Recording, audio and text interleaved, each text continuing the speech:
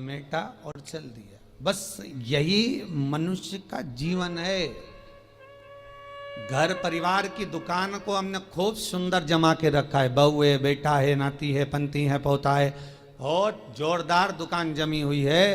अब दुकान जम तो गई, माल भी खूब खप गया, माल भी खूब बिका। तुम जो कमा कर लाए, बेटे ने लिया, बहुओं ने लिया, पत्नी ने लिया, रिश्तेदारों ने लिया, नातेदारों ने लिया, कुटुंबियों ने लिया, सबने लिया। आखिरी में फिर क्या हुआ कि बाजार वापस बंद हुआ और कंधे पर लेकर चल।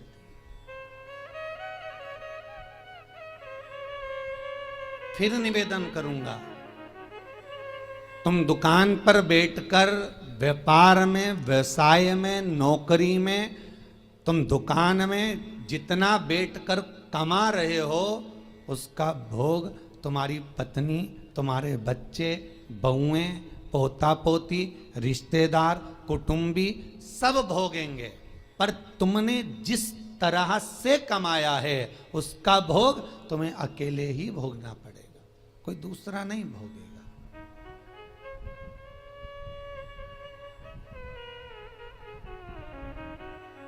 जीवन में कुछ कर्म ऐसा करते हुए चलो। पत्नी कहे जब तुम 2 अगरबत्ती लगाओ, पत्नी कहे जब तुम मंदिर जाओ, उससे अच्छा है पहला फर्ज तुम्हारा होना चाहिए, क्योंकि कमाई तुम कर रहे हो। दुकान पर बैठकर झूठ, छल, बेईमानी, प्रपंच, कपट सब काम तुम कर रहे हो। पत्नी ने एक बार भी नहीं बोला कि तुम छल करना, कि बेईमानी करना, कि कपट करना। उसने तो केवल शादी के समय पर 7 भावर ली थी, तब पंडित जी ने किलवा दिया था। पत्नी के 7 वचन में से एक वचन था कि मैं तुम्हारे साथ ब्याह कर जा रही हूं तो मेरा भरण पोषण तुम्हें करना है। पर इतनी सी बात थी। उसके बाद पत्नी ने एक बार भी नहीं कहा कि तुम ढेर सारा कमा कर लेकर आओ।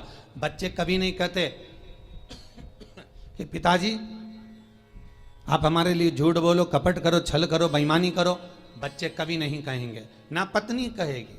जब ऊपर जाओगे, यम की कैद चढ़ोगे, तो यमराज तुम्हें जब नरक में पटकेगा तब कहोगे मैंने झूठ पत्नी के लिए बोला था, मैंने बच्चों को पढ़ाने के लिए, आगे बढ़ाने के लिए झूठ बोला था, मेरे अकेले को नरक क्यों पटक रहे हो? पत्नी और बच्चों को भी तो पटको। तो यमराज भी कहेगा झूठ तूने बोला, कपट तूने करा, बेईमानी तूने करी, प्रपंच तूने करा, तो भोग भी तू भोग, दूसरा काहे को भोगेगा? इसलिए माता तुम्हें चिंता करने की जरूरत नहीं, तुम तो जोरदार जूढ़ा मूढ़ा बांध के अच्छे से रहो। पर मुख से तुम्हारा नाम है धर्म पत्नी। एक होती है पत्नी जो पति को पतन के रास्ते पर ले जाती है, सिनेमा घर ले जाती है, मायके ले जाती है, शॉपिंग मॉल ले जाती है, वो पत्नी कहलाती है। एक होती है धर्म पत्नी जो पति को धर्म के पथ पर लेकर जाती है। एक होती है धर्म पत्नी जो पति से कहती है, कथा आ रही है शिव महापुराण की, थोड़ी देर सुन लेना। अरे तो मैं दुकान पे नहीं बैठूं, दुकान पे टीवी लगवा लो, दुकान पर मोबाइल रख के सुनो। अरे नेट का खर्चा कौन सीवर वाला महाराज देगा? 150-200 रुपए का नेट चले तो कौन कौन महाराज देगा क्या? तो पत्नी उस समय पर एक शब्द जरूर बोल दे कि कमा किसके लिए रहे हो, पहले ये तो बता। घर में रोटी का डब्बा लगा लगाया रह जाता है, पत्नी फोन कर करके रह जाती है, आ जाओ भोजन तैयार है, आ जाओ। ग्राहक ऐसे टूट पड़ रहे, ऐसे टूट पड़ रहे कि 1 मिनट तो खाना खाने की फुर्सत नहीं। और बच्चा टिफिन लेके आ गया तो टिफिन 2 घंटे तक रखा दिया, ठंडा हो गया, सारा की सारा बेकार हो गया। और तुम वो ठंडा भोजन गाय की सांदी जैसा बस खा रहे। ऊपर से दुकानदार, फिर ग्राहक बोल रहे सेठ जी मुंह में रोटी, सेठ फिर निकाला। किसके लिए कमाया भाई?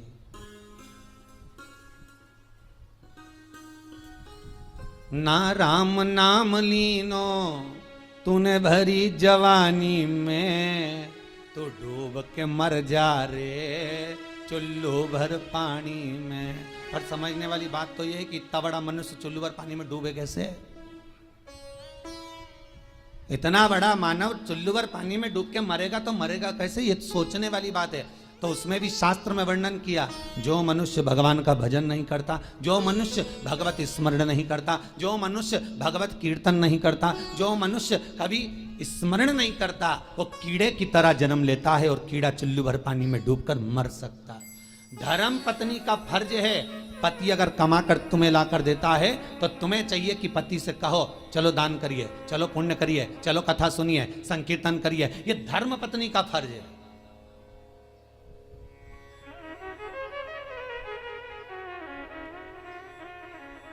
सारे कथाकार मिलके, कई बार हमने सुना लोग उसको क्या नाम थी जिसकी नाक कट गई थी रे, है? तुम लोगों को बड़ा मालूम है।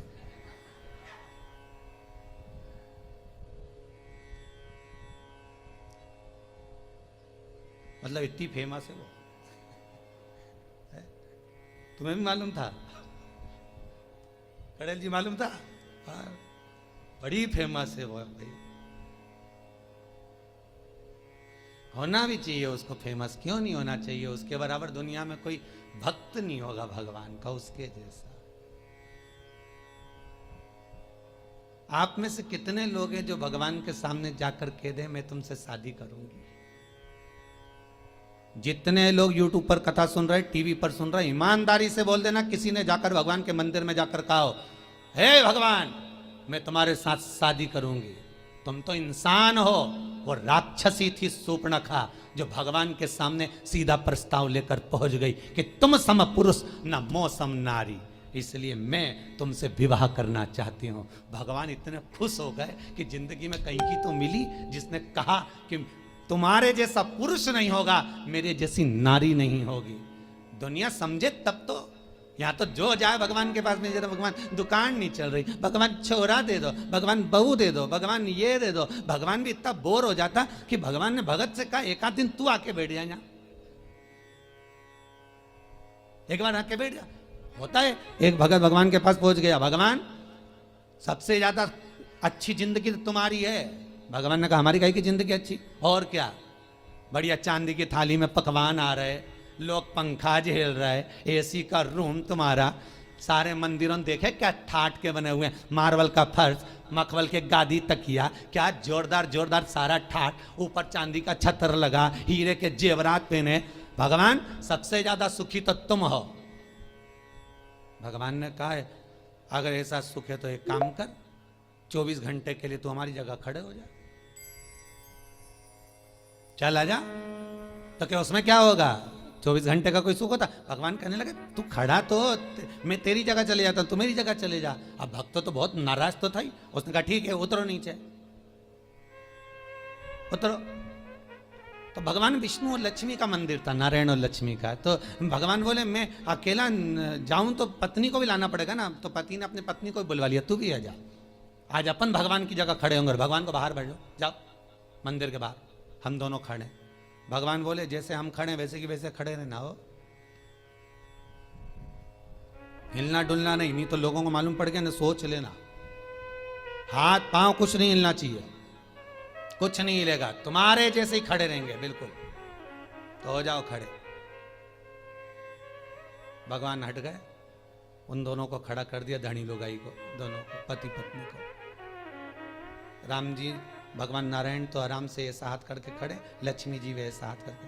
तो लक्ष्मी जी ऊपर चढ़ी और लक्ष्मी जी ने उसकी पत्नी का हाथ ऐसा करा, ऐसा करिए, मुस्कुरा, क्योंकि भगवान की मूर्ति मुस्कुराती हुई होती है ना। अरे करे कि नहीं करे दर्शन, करते ना, मुस्कुरा। और तुम भी ऐसे खड़े रहो, मुस्कुराते।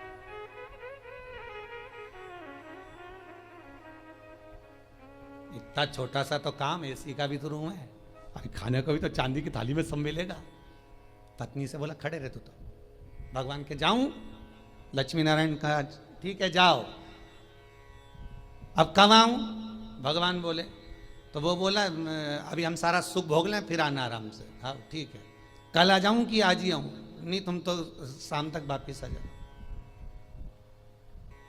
हम भगवान वहां तक गए तो इन्होंने मुंह फिर उतार लिया। लक्ष्मी जी बोली मुस्कुराओ, फिर मुस्कुराओ। अब सब भगत दर्शन के लिए आने लगे भगवान के। ये दोनों मूर्ति ऐसे खड़े, कोई के मेरी बहू ऐसी, कोई के मेरा बेटा ऐसा, कोई के धंधा पानी नहीं चले, नीचे से चीटा चढ़ गया।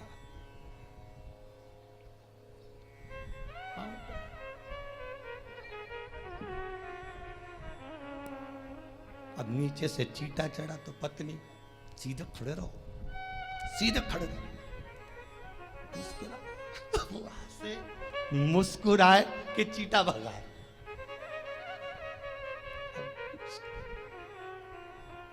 जहां लक्ष्मी जी खड़ी थी वही हाथ लेके मच्छर काटे जा रहा। पति बोले अभी तो मेरे से कह रही थी, अब मुस्कुरा, मच्छर खा रहा, मुस्कुरा। तब एक आया भगत, 11 दिए जला गया उनके बिल्कुल पांव के पास।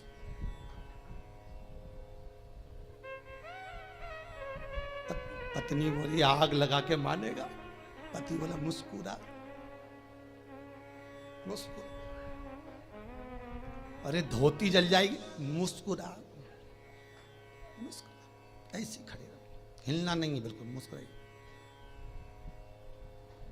तब एक आई बेचारी नैनों से नीर बहाती हुई, भगवान बहुत दुखी हो गई। इतने में जो पास में खड़ी थी पत्नी, हमारे से पूछ ले हम कितने दुखी हैं। पति बोला तू चुप रह, मुस्कुरा, बस मुस्कुरा।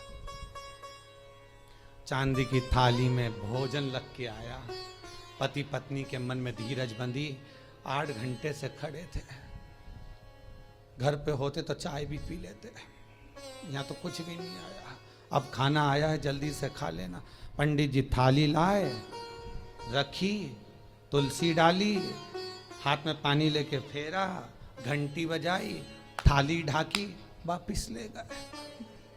वापिस। पत्नी बोली और आएगा क्या? पति बोला चुप रहे, आज का गया अब तो कल ही आएगा।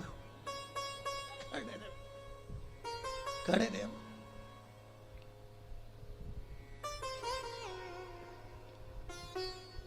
शाम के समय भगवान नारायण और लक्ष्मी आ गए। क्यों भैया सुख में तो हो, क्या आग लगे बस सुख का नाथ, तुम तो तुम्हारी जगह खड़े हो जाओ, हम तो हमारे अच्छे, तुम वहीं आ जाओ वापिस। जल्द भगवान बोले हम तो नहीं आ रहा, तुम ही खड़े रहो, कि हमारे बाप की सौगंध है, हम दूसरी बार भगवान नहीं बनेंगे, तुम तो खड़े हो जाओ। बड़ी मुश्किल से भगवान नारायण लक्ष्मी फिर खड़े हुए। हमें लगता है सामने वाला व्यक्ति बहुत सुखी है, पर उसकी जगह पर जब हम बैठते हैं तब मालूम पड़ता है कि दुख जीवन में कितना पड़ा है, जीवन में दुख कितना है वो समझना है। पकड़ कर हाथ जो तेरा, कहे तू लाडला छोरा, अभी सब साथ हैं तेरे, आगे होने को धोखा है। हरि भजलो हरि भजलो, हरि भजने का मौका है। हमें अपने कुटुंबी, रिश्तेदार, नातेदार जितने भी हमें अपने लगते हैं, ये कोई अपना नहीं, केवल एक लुटेरा है। नमस्कार सभी को। ये जो आप वीडियो देख रहे हैं ज्योतिर्लिंग का है। भारत की पवित्र नर्मदा नदी के बीच एक सुंदर द्वीप है। इस द्वीप पर स्थित है भगवान शिव का पवित्र धाम ओंकारेश्वर ज्योतिर्लिंग। यह स्थान इतना पवित्र माना जाता है कि हर साल लाखों श्रद्धालु यहाँ दर्शन करने आते हैं। कहा जाता है कि यह द्वीप ऊपर से देखने पर ओम के आकार जैसा दिखाई देता है, इसी कारण इसका नाम पड़ा है ओंकारेश्वर। बहुत समय पहले देवताओं और दानवों के बीच भयंकर युद्ध चल रहा था। दानव बहुत शक्तिशाली हो गए थे और देवताओं को बार बार पराजित कर रहे थे। हारकर देवता बहुत दुखी हो गए। तब सभी देवता भगवान शिव की शरण में गए और नर्मदा नदी के तट पर बैठकर कठोर तपस्या करने लगे। उन्होंने दिन रात ओम नमः शिवाय का जप किया और भगवान शिव से रक्षा करने की प्रार्थना की। देवताओं की सच्ची भक्ति देखकर भगवान शिव बहुत प्रसन्न हुए। अचानक वहाँ से तेज प्रकाश प्रकट हुआ और उस प्रकाश से भगवान शिव ज्योतिर्लिंग के रूप में प्रकट हुए। भगवान शिव ने देवताओं से कहा, तुम्हारी भक्ति से मैं प्रसन्न हूँ। इस स्थान पर सदा ज्योतिर्लिंग के रूप में रहूँगा और भक्तों की सभी मनोकामनाओं को पूरी करूँगा। तभी से यह स्थान ओंकारेश्वर के ज्योतिर्लिंग के नाम से प्रसिद्ध हो गया है। एक और कथा के अनुसार एक समय विंध्य पर्वत को अपने बल और ऊंचाई का बहुत अभिमान हो गया था। ऋषि नारद ने विंध्य पर्वत को समझाया कि अगर वह सच में महान बनना चाहता है तो उसे भगवान शिव की भक्ति करनी चाहिए। यह सुनकर विंध्य पर्वत ने नर्मदा तट पर बैठकर भगवान शिव की कठोर तपस्या की। विंध्य पर्वत की कठोर तपस्या से भगवान शिव प्रसन्न हुए और उसके सामने प्रकट हुए। विंध्य पर्वत ने भगवान शिव से प्रार्थना की कि वे इस स्थान पर सदा निवास करें। भगवान शिव ने उनकी प्रार्थना स्वीकार की और यहाँ ओंकारेश्वर ज्योतिर्लिंग के रूप में स्थापित हो गए। ओंकारेश्वर की सबसे खास बात यह है कि यहाँ परिक्रमा करने वाले मंदिर के जिस द्वीप पर स्थित है उसकी लगभग 7 से 8 किलोमीटर की परिक्रमा की जाती है। श्रद्धालु नर्मदा नदी के किनारे चलते चलते वे अपने भगवान शिव का स्मरण करते हैं और परिक्रमा करते हैं। कहा जाता है कि जो व्यक्ति सच्चे मन से यह परिक्रमा करता है उसके जीवन के दुख कष्ट दूर हो जाते हैं। मान्यता है कि नर्मदा नदी में स्नान करने से पाप दूर होते हैं और मन को शांति मिलती है। इसलिए श्रद्धालु पहले नर्मदा स्नान करते हैं और फिर ओंकारेश्वर के ज्योतिर्लिंग के दर्शन करते हैं। आज भी ओंकारेश्वर मंदिर में हर दिन हजारों भक्त भगवान शिव के दर्शन करने आते हैं। घंटियों की आवाज़, मंत्रों का जाप, नर्मदा नदी की शांत धारा इस स्थान को और भी पवित्र बना देती है।